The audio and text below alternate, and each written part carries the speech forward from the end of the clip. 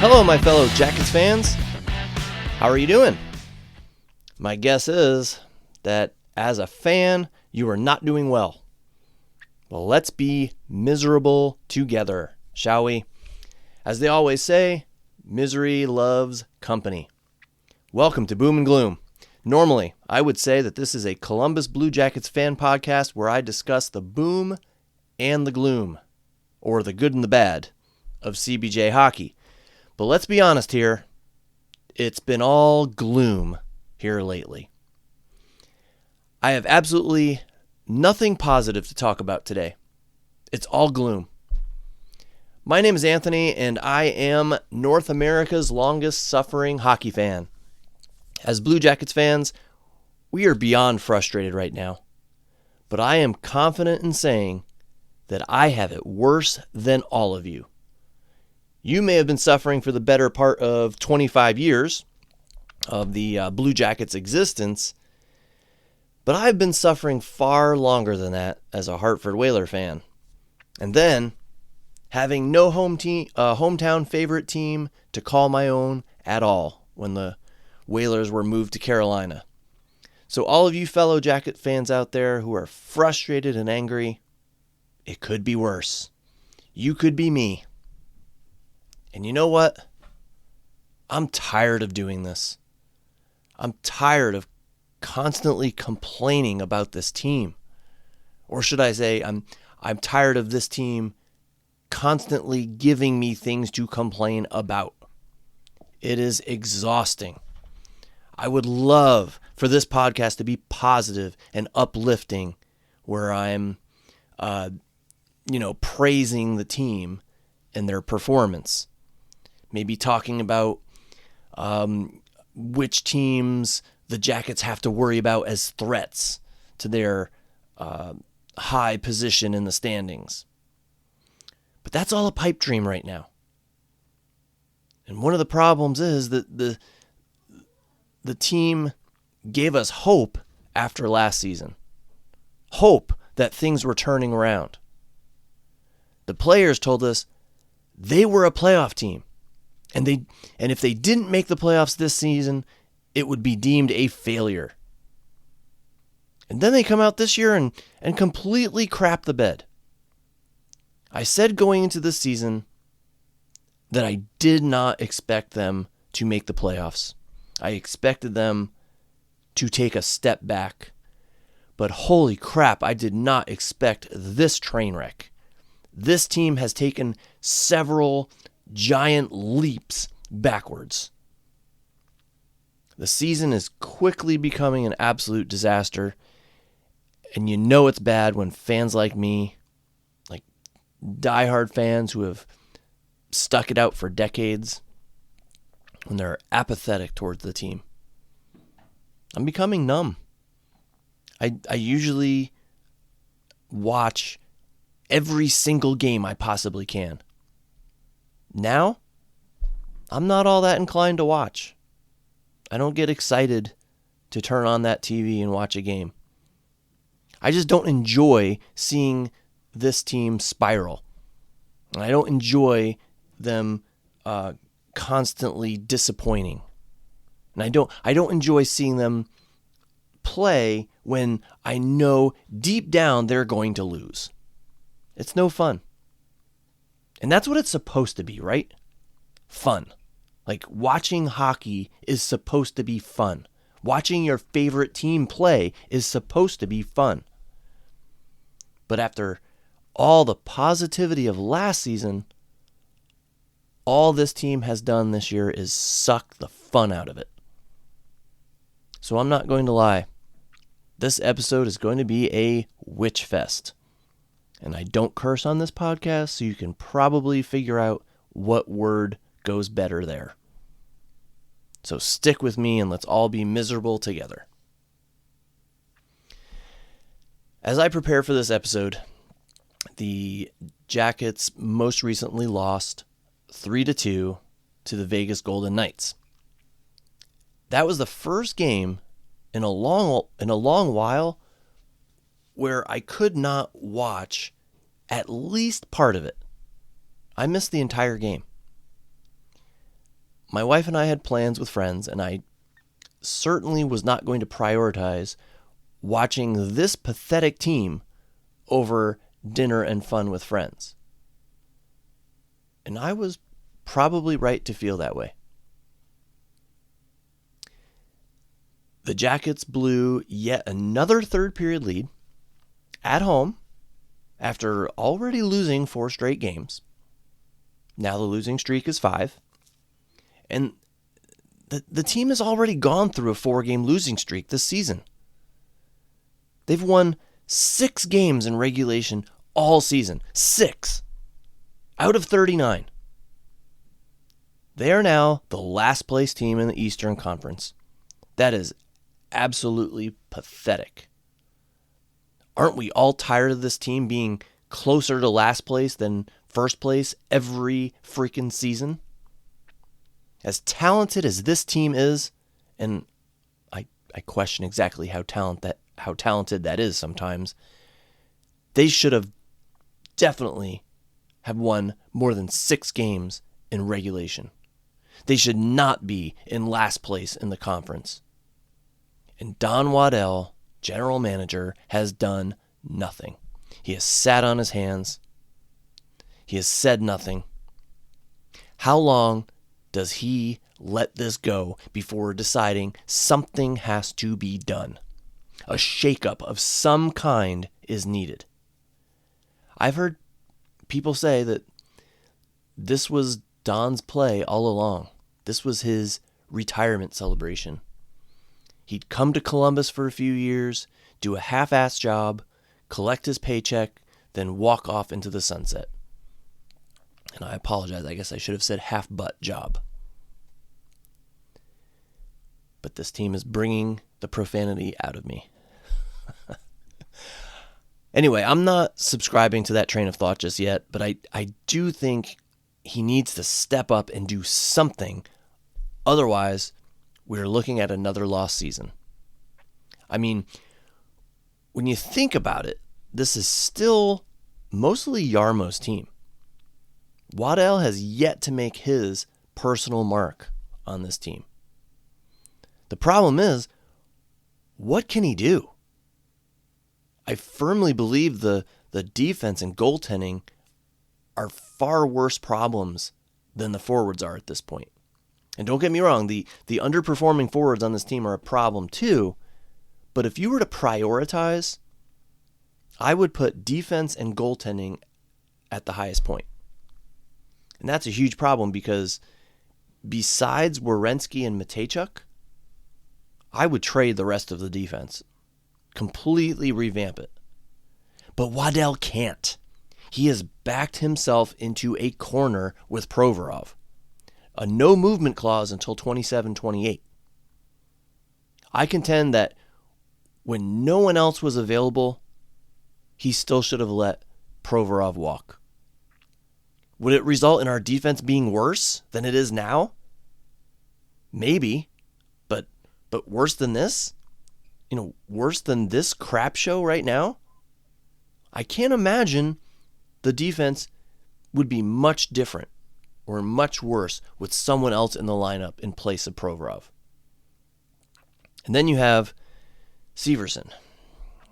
Jarmo backed the team into a corner with Severson, a limited no-trade clause until 2030, making over $6 million a season. The Jackets are paying over $6 million a year for what Damon Severson brings to the table. Fabro's contract isn't exactly team-friendly. I mean, he doesn't have a no-trade clause, but he's making over $4 million a year. So not many other teams are going to want to take that cap hit. And he signed to through 2029. So that leaves Goodbranson, who is still currently injured and has a modified no-trade clause, and Jake Christensen, who played on the second pair last season and now can't even stay in the lineup of the Columbus Blue Jackets. And then, of course, we have Brendan Smith, who is 36 years old and clinging to his last NHL hurrah. I would find it very, very difficult to put a positive spin on the current defensive state of the Columbus Blue Jackets. They are wasting Zach Werenski's prime years, that's for sure. I would not be surprised in the slightest if he requested a trade if this season continues to spiral out of control. I can't imagine, as the competitor that he is, that it hasn't at least crossed his mind that he is wasting his career playing in Columbus. And then you have our goaltenders. Elvis Merzlikins is an absolute joke of an NHL goaltender. I'm sorry. I'm just going to say it. Everyone from the team to the fans have been more than patient with him as he tried to rediscover his game after the death of his good friend Matiss Kivlenieks. But the dude is just not an NHL caliber starting goaltender, just plain and simple. And Jet Greaves, he has played admirably, but it seems like every time he plays, the offense in front of him vanishes. Imagine if he was in net against Florida. The Jackets win that game. But I'm still not sold on Jet Greaves being a true number one NHL goaltender. I'm giving you a solid maybe on that one. It is still way too early to tell if he will become that guy, especially with this team's defense. So we have a subpar defense, a subpar goaltender. Why else do we suck? I think I have the answer. I think I do here, okay? This is my theory. The main problem is this team's identity. They don't really have one. The Jackets are a team that seems to want to be tough and play a grinding style, but they simply don't have the players who are tough enough. They're actually built to be a skilled team, but they don't have enough highly skilled players. At least not enough skilled players who are putting up an acceptable amount of points to be considered a skilled team. And a big part of that, again, is that this is mostly Jarmo's team right now. Jarmo focused on the smaller, skilled players. Don Waddell seems to prefer larger, more physical players. So that's the Jackets' main issue, at least from my perspective. They aren't tough enough to be a tough, physical, grinding team, and they aren't skilled enough to be a high-octane, make creative, nifty plays, fill the net every game type of team. They lack cohesion as an overall group, and they lack direction as to what they should be. They're stuck in a hole of mediocrity because they can't decide as a team what they should be or have the correct personnel to get them to be what they want to be. And that's a GM issue right there. It's up to Don Waddell to decide what the team's identity should be and then assemble the correct team, including coaching staff, to achieve that identity. Now, I applaud Waddell's acquisition of Charlie Coyle and Miles Wood. I still don't like that he gave up Gavin Brindley, but I can't deny that Coyle and Wood have been positive additions. Wood plays with a reckless abandon, and he's been scoring at a pretty good pace for someone who I expected to toil on the fourth line all season. And Coyle, he's a smart, savvy, veteran player who wins faceoffs and chips in on the offense. He also seems at times like he's the only one on the team who gives a darn. I feel like he or maybe Werenski should be the captain of the team right now. Boone needs to step aside. His time is over, and I hate to say it, But if this season continues the way it's going now, he needs to be moved at the trade deadline for assets. He's on an expiring contract, and he is showing, at least to me, that his value to this team is in serious decline. Oh, and I forgot to mention another thing the Jackets should do. They should fire Steve McCarthy. He is the assistant coach who is responsible for a lot of the defensive decisions. In other words, he's the defense coach. He needs to go. If you can't trade the players, if you can't find trades that work, then maybe get a spark and a fresh perspective from a new coach. Maybe someone who should have been let go a long time ago. Now, another thing I want to get into, take kind of a deep dive here, is that their draft picks, their top draft picks, have not panned out. Another way I would describe this is poor asset management. So what I'd like to do here is I'd like to go back roughly 10 years to the 2016 entry draft. And I'd like to take a trip of travesty, is what I will call it, a trip of travesty with you, and show you just how bad the Jackets have been with their drafting history. Have there been a few gems? Absolutely. But when a team is as consistently bad as the Blue Jackets have been, one would expect that a team would get a lot of high-end, top draft picks that eventually work out. Of course, they really have not for the Jackets. Either they didn't develop into the players expected, or something else happened that led the Jackets to get the short end of the stick. So let me get into it, starting with 2016. That was the Pierre-Luc Dubois draft. And we all know what happened with him. The Jackets ended up trading him for Patrik Laine. And we all know how that turned out. Laine was traded to Montreal, along with a second-round pick for Jordan Harris. Harris played sparingly for the Jackets and is now with the Bruins. Now, some will argue that the main reward for that trade was the salary cap space acquired for dumping Laine. But I ask you this: what has the team done with that salary cap space? Nothing. They have not gone out and signed a big-name player or traded for a big-name, big-salary player. So in essence, in kind of a roundabout way, they drafted Pierre-Luc Dubois for nothing. The third overall pick went to waste. And their second-round pick that year, Andrew Peeke. Now, from what I've seen and read, I don't pay a whole lot of attention to the Boston Bruins, but he has turned into a respected, physical, solid, reliable defenseman for those Boston Bruins. And what do we get for him?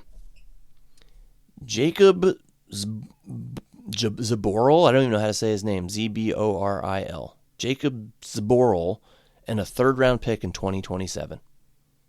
I don't think Zboril is still even with the organization. I think he's playing overseas. So, 2016, first two picks, net gain, 0. Nothing. The Jackets have nothing to show for those top two picks right now. 2017. Let me just list here, okay, the Blue Jackets' top 3 picks that year. Alexander Texier, Daniel Tarasov, Emil Brännström. None are with the organization anymore. And what assets has the team gained from their departures? I can't remember, but no more than a couple of draft picks. A couple of not very high draft picks. 2018, their number 1 overall pick that year, Liam Foudy. How's he doing for the Jackets now? You're right, that would be nothing. He is no longer with the team. Didn't pan out at all. Now 25 years old and playing for the AHL's Bridgeport Islanders. The Jackets did get a steal with their second round pick, though. That was Kirill Marchenko. Yay! The team actually found a gem and seems to have developed him properly. He is one of the few exceptions, however. 2019. The team did not have a pick until the 4th round. Luckily, they were able to snag a dude by the name of Dmitry Voronkov with that 4th round pick. Now, if you're thinking, wow, they hit a home run with him, I disagree. So far, I have actually been disappointed with Voronkov. Sure, he's put up some big points, he scored some big goals, but he is not the player that I think he could be. He is not as physical as he could be. And on any other team, I bet Voronkov would be a third liner, maybe a second liner. But because the Jackets are so deficient in the talent area, the team plays him higher in the lineup than where he would be on any other team. And I'm sure there's a lot of you out there who are going to debate me on that, but that's the way I see it. I'm glad he has found a home with the Jackets on the first or second line.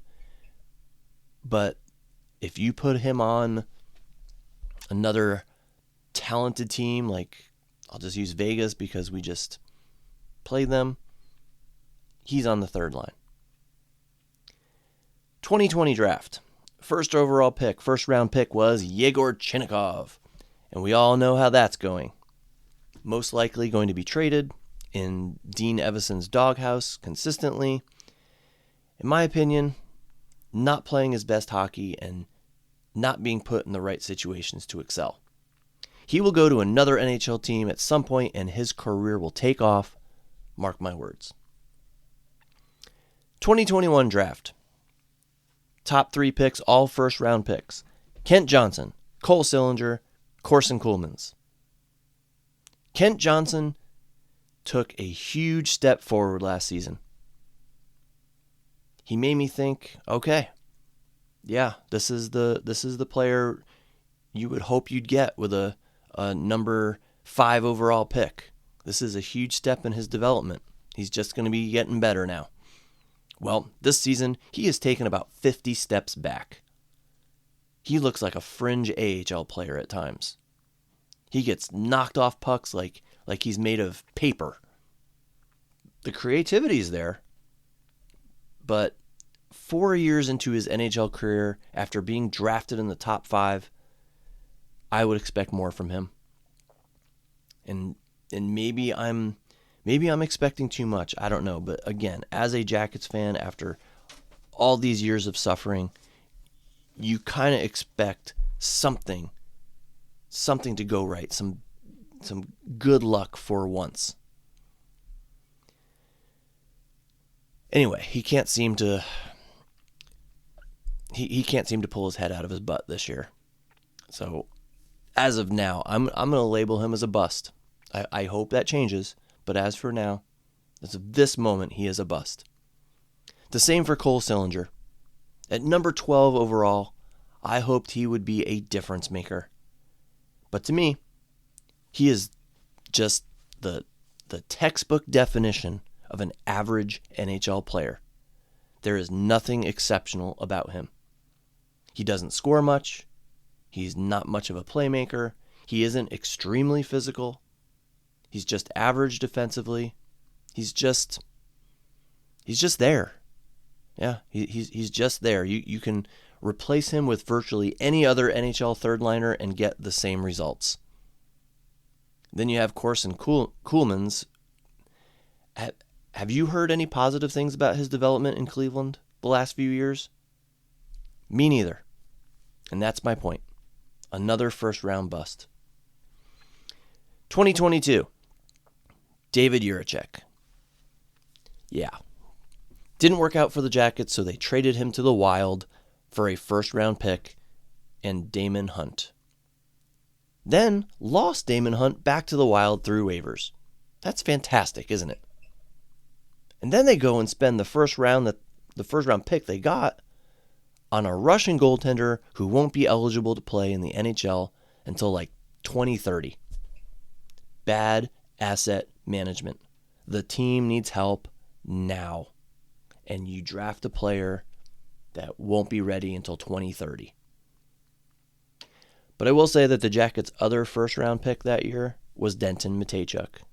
And I'm pleased with him so far, but he's undersized, and that concerns me. The team needs to maybe pair him with a big, strong, stay-at-home defenseman, and that defenseman does not currently exist on the roster. Maybe Goodbranson, but again, Goodbranson's been frequently injured. 2023.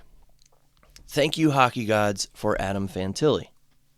But even he, I hate to say it, has disappointed me a bit.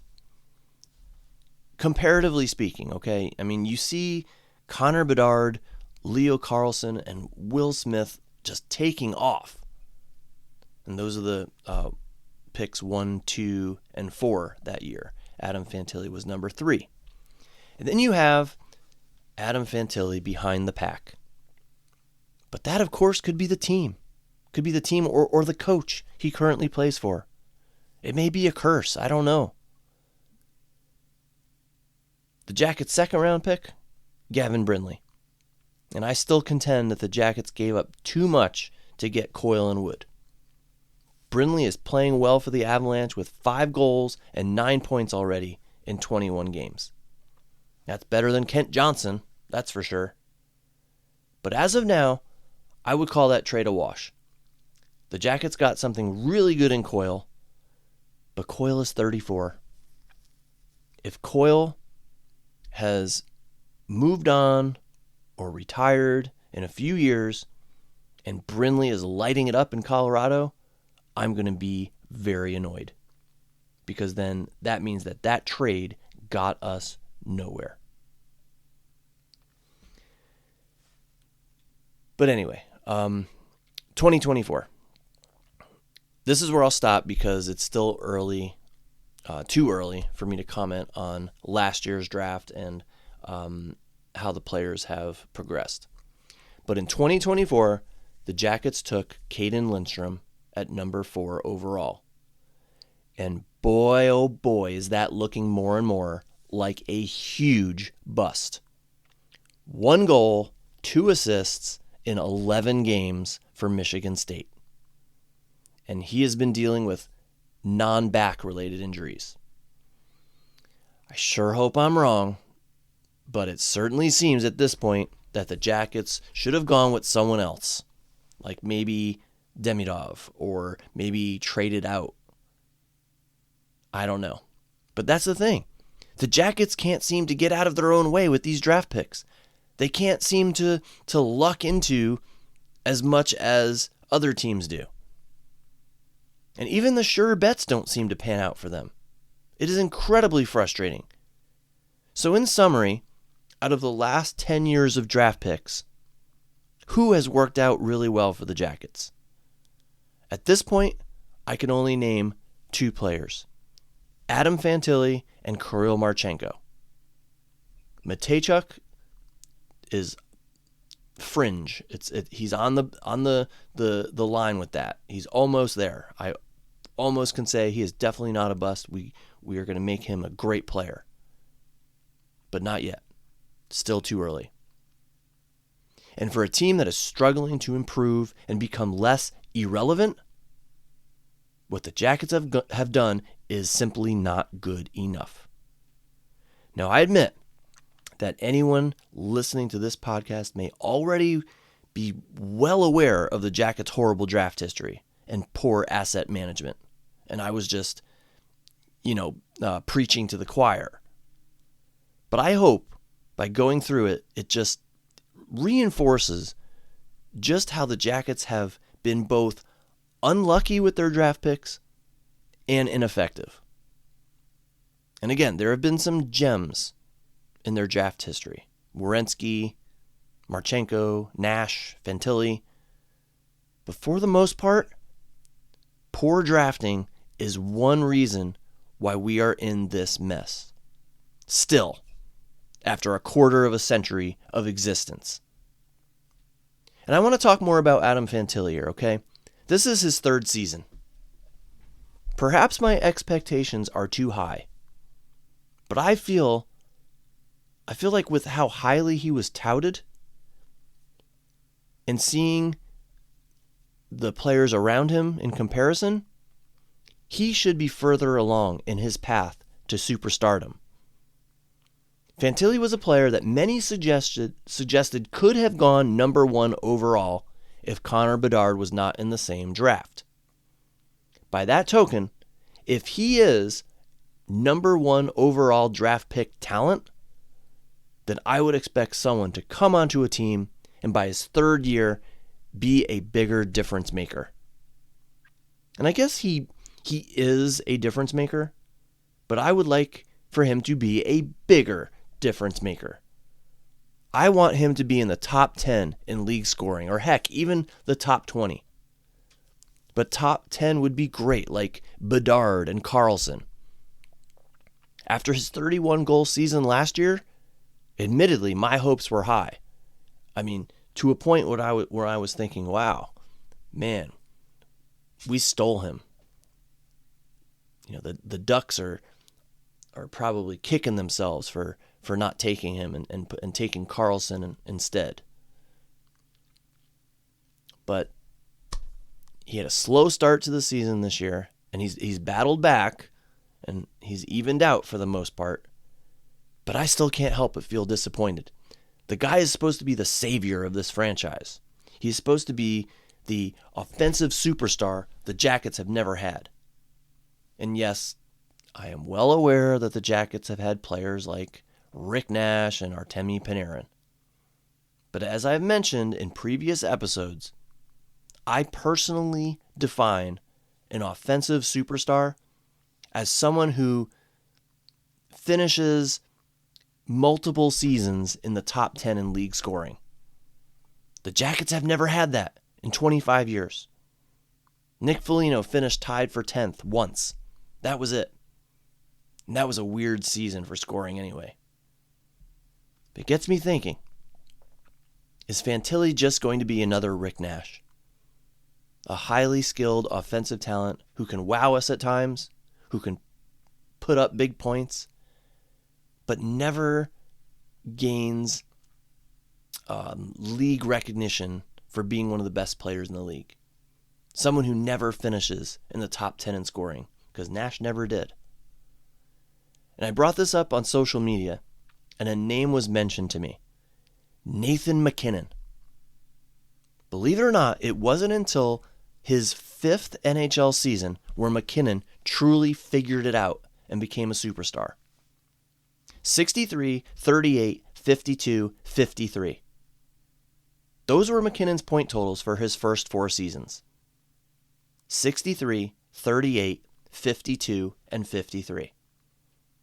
Then, after that, starting with his 5th season, 97, 99, 93, 65, which was the COVID season, 88, 111, 140, 116. So yeah, he figured it out.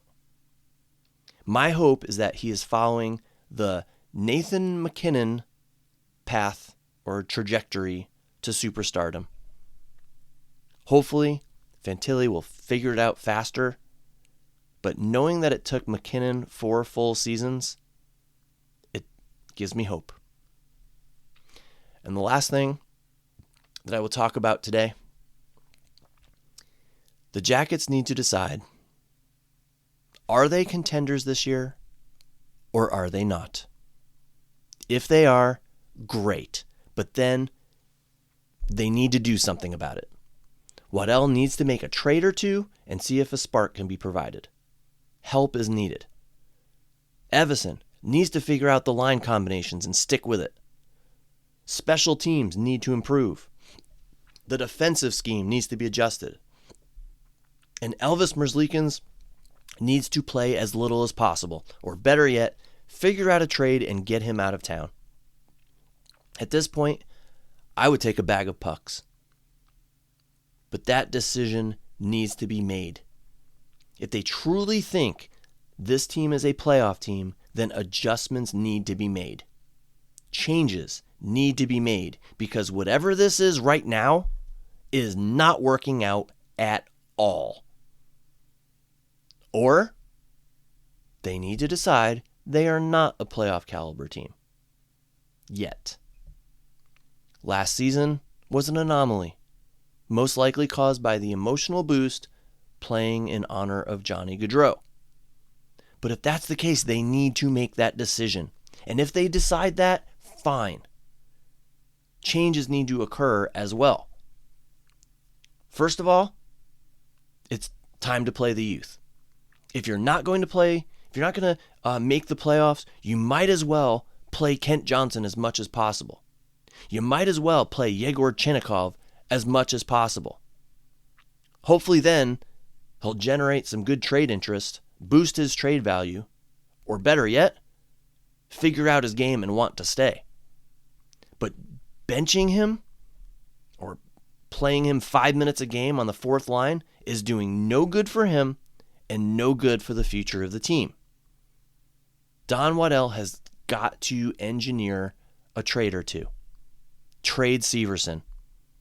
He has definitely been better this season, but the Jackets have too many defensemen who basically play the same style, the same offensive-minded style. So someone has to go, and I say it's him. How do you trade him with a no-trade clause?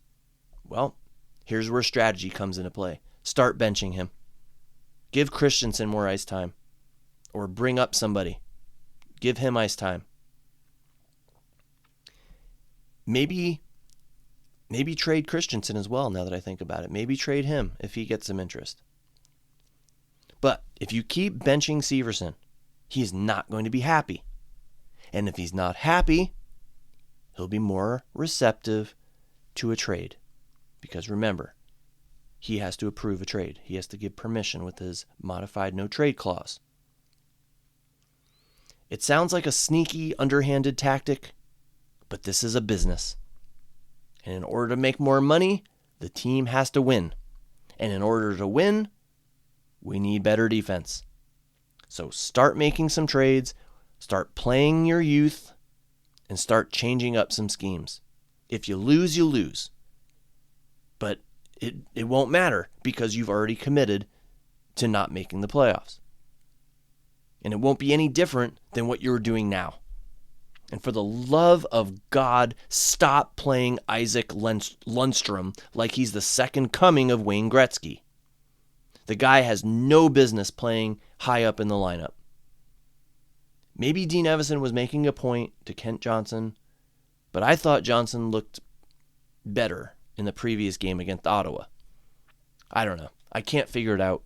Huge Dean Evason fan as a player, but starting to really dislike him as a coach. We were told that his forte, coming from Minnesota, was squeezing the most out of his players, getting the most out of them. But right now, he's not getting enough at all. And guys, I am sick of doing this. I really am. Last season was so much more fun. It had its ups and downs, yeah. But man, this season is getting to be exhausting. When was the last time we as Jackets fans have had something really, truly positive to talk about? I can't remember the last time we had a real good, convincing victory even. All victories the past month or two have been squeakers by 1 or 2 goals. And a lot of the losses have been demoralizing with the blown leads. I lost count of the number of third period leads this team has surrendered this season. It is pathetic.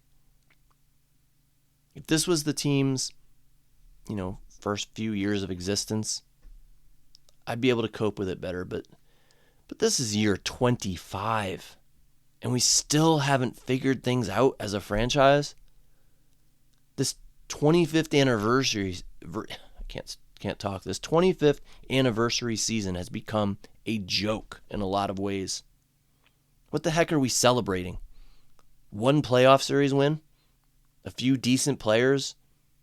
and maybe a record or two that we set, like Jonas Corposalo's record, in a quarter of a century.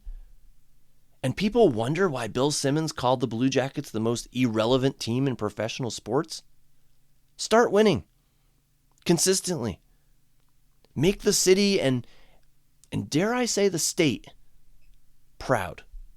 Because right now, this is just an embarrassment. I am completely sick of it. I am embarrassed to be a Jackets fan right now. Embarrassed. I'm sick of spending money on Jackets merchandise and not being able to wear it with pride. Oh, and that reminds me, I have a quick story about Jackets merchandise. So let me take a little sidetrack here. I love the Stadium Series jersey. I loved it from the moment I first saw it. When it was announced, like the next day, I immediately found it, like a fake one, I'll admit it, a fake one on an overseas questionable website.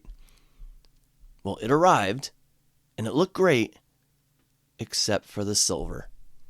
It was not the shimmering silver used on the authentic jersey, which I just couldn't get past. So for Father's Day this year, my wife bought me the authentic Fanatics jersey. So that was jersey number 2. She asked what size, and I said medium. And I believe that's a 48 if you're using the numbers. She bought it online, and it was sent to me. When I tried it on, it was massive. I never intended to wear it over hockey equipment or anything. So it was too big. So I ended up selling it and using the money to buy another one, a small. I ordered a small, which is a 46. And this was jersey number 3 now. When it arrived, I laid it on top of the 48 that I already had. It was the exact same size. So I kept it because I really love the jersey, and this was the smallest adult size they had. That's what I would stick with. But then I got to thinking, maybe there was a misprint. I mean, I've owned a lot of jerseys in my life. A lot of jerseys. I own a lot of them. I know how a small fits me. And this was not a small. So I thought maybe it was a misprint. I've heard lots of bad things about Fanatics and their mess-ups. Maybe this was a mess-up. So I figured I would order another one. I would order another small 46. I kept the tags on my previous one. I figured when it arrived, if it was the correct size, I would just return the other one. Well, it arrived. This is jersey number 4 now. It was the exact same size. Still way too big. It was like wearing a dress. And I'm not a big guy. I'm 5'7", and it was like wearing a dress. So I returned it. Now, I ordered all those jerseys through Dick's Sporting Goods. I thought to myself, maybe Dick's got a bad stock of jerseys, a bad supply. Maybe all the ones Dick's Sporting Goods got were mislabeled, and I was actually receiving mediums, or heck, even larges. These things were huge. And even the guy at the Dick's store that I returned it to was in shock when he inspected it. He was like, oh man, this is huge. Anyway, I decided to order one directly from Fanatics. Once again, I ordered a small, thinking that this time I would actually receive a jersey that fit me the way a small should fit me. Well, guess what? It arrived. This is jersey number 5 now, and it was still the exact same size. Way too big. The same size as that original medium, even though it was labeled a small. So I did one last thing. I had one more shot here. I noticed on the Fanatics website they had a size 44, which translates to a youth extra large, I think. I thought, what the heck? If it doesn't fit, I'll just return that. So I ordered it. jersey number 6. It's the 6th Stadium Series jersey I have ordered. And you know what? It fit me perfectly. It fit me like every other size small jersey I own. The way it should fit, the way I wanted it to fit. And it only took me 6 tries. Crazy. So if by any chance you plan on ordering a Stadium Series jersey, please keep what I ran into in mind. The jerseys are huge. All right, anyway, back to my original thought. I'm tired of buying all this CBJ stuff and not being able to wear it with pride. Knowing that, my team is awesome and I'm really proud of them. Instead, I wear it simply because they're my favorite team and they are lovable losers. But I'm sick of that line of thinking, okay? I've been a lovable loser fan my whole life as a hockey fan. It's time for a change. I think we as fans need to be more vocal. We need to be more outraged. We need to stir the pot. Whether you believe it or not, it can make a difference. When the Dispatch starts writing about fan unrest, is that the right word? Anyway, management will see it. They'll get wind of it. Changes can occur. So don't hold back, Jackets fans. If you are unhappy like me, post about it on social media. Respond to the official accounts. If you're a season ticket holder, tell your rep. Tell your rep that you don't want to continue with your season tickets. Comment on Dispatch news stories. And if you're really, really frustrated, stop showing up at games. Watch it on TV if you still want to see it. But one thing management knows is that currently this fan base is so supportive and so awesome that they will show up at Nationwide Arena even if their favorite team is in dead last. Maybe it's time to stop giving them money. Maybe then our voices will be heard loud and clear and they will pressure Waddell to make some changes. Let me know what you think. Comments, questions, thoughts, suggestions. Feel free to send them my way. I would particularly love to hear if anyone else has had similar problems with finding the right size Stadium Series jersey or other Jackets jerseys. And I would, of course, love to hear your thoughts on anything I commented on today. You can find me on social media like Blue Sky or Instagram at my handle, which is WhalerJacket. You can also email me at whalerjacket@gmail.com. Until next time, let's keep our fingers crossed that somehow, some way, the next episode of Boom and Gloom will be a more positive one. But knowing this team, I'm not holding my breath. Happy holidays, everybody. Take care, and go Jackets.